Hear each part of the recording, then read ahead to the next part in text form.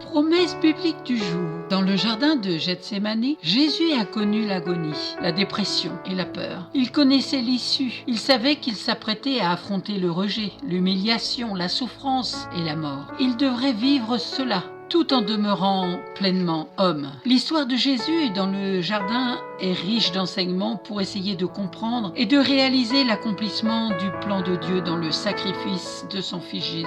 Quand vient l'épreuve, le désespoir, il est possible de nous inspirer de Jésus qui a souffert jusqu'à l'extrémité. En numéro 1, Jésus était ouvert à tous, mais proche seulement de quelques-uns. Les foules le suivaient, les 72 étaient plus proches encore. Il y avait également les 12 disciples, mais Pierre, Jacques et Jean avaient une place particulière dans la vie de Jésus. Jésus a pris soin de ses amitiés et des relations. Si notre roi sans péché prenait soin de ses amitiés, nous qui ne sommes que des hommes et des femmes pouvons faire de même. Dans Proverbe 17, verset 17, il est écrit « L'ami aime en tout temps et dans le malheur, il se montre un frère. » Deuxièmement, Jésus n'a pas cessé de revenir à son Père dans la prière. Les amis les plus intimes de Jésus ont échoué. Ils se sont endormis. Mais la fidélité de Dieu est grande. Elle n'a aucune limite. Quand tous nos proches nous abandonnent, lui, il demeure fidèle. Si notre roi sans péché passait du temps dans la prière, quel encouragement pour demeurer ferme dans la prière. Dans le psaume 27, versets 9 à 10, il est écrit « Tu es mon secours. Ne me laisse pas, ne m'abandonne pas, Dieu de mon salut. Car mon père et ma mère m'abandonnent, mais l'Éternel me recueillera. » Troisièmement, Jésus était confiant dans le plan du Père. Jésus a renoncé à ses désirs pour voir s'accomplir le plan du Père. Non pas ce que je veux, dit-il.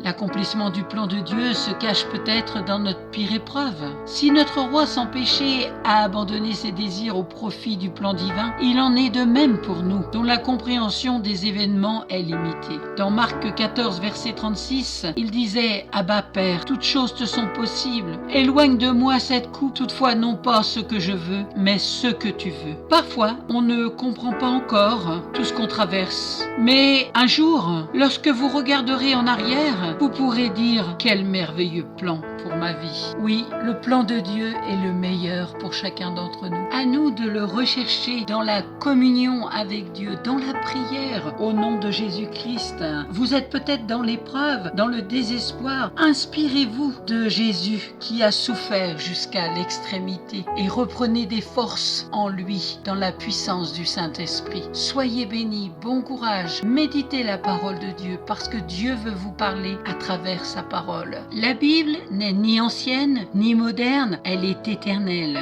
Une citation de Martin Luther King. À très bientôt, bon courage, soyez bénis.